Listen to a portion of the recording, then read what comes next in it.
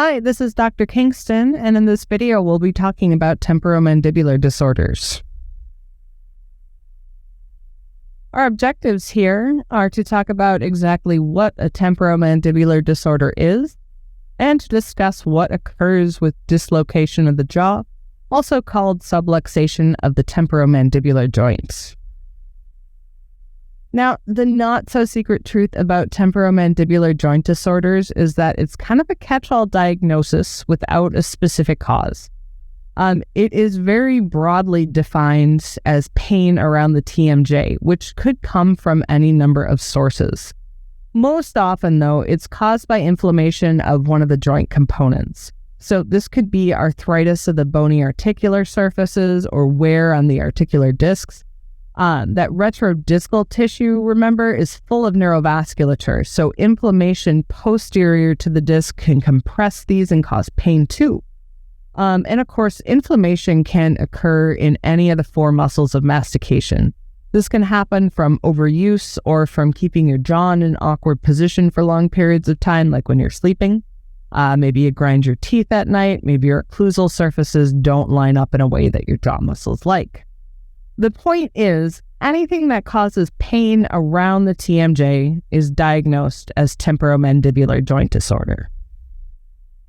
Now, this is different from subluxation or dislocation of the temporomandibular joint. That is a very specific thing. Subluxation is a partial dislocation of a joint. And for the TMJ, this tends to happen in a very specific way.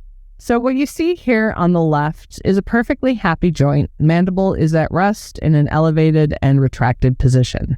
All right. Protraction will pull the mandibular condyle anteriorly onto the articular tubercle.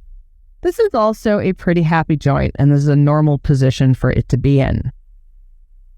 Then now down on the left, a little bit extra protraction, and really this only occurs across a space of a few millimeters, right? This has pulled the condyle into a subluxated position. The condylar process here is now sitting anterior to that articular tubercle, which makes it very difficult to pop back in. So some people manage with muscles alone, or maybe they just feel like a pop when it happens. But I've had other people tell me that they have to physically grab and shove their jaw back into position there. So the take home here is that TMJ subluxation is a very specific condition, and it is separate from the broad diagnosis of temporomandibular joint disorder.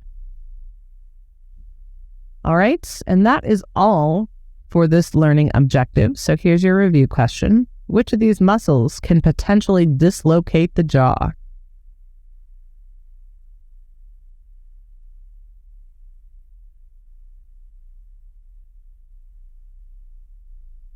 And the correct answer here is A, the lateral pterygoid. Lateral pterygoid is a powerful protractor, protrusionist? We're going to leave it. It will powerfully protract your jaw, and it is capable of doing that past that articular tubercle and into a subluxated position. And on that happy note, I'm going to leave you here. Thanks for joining me.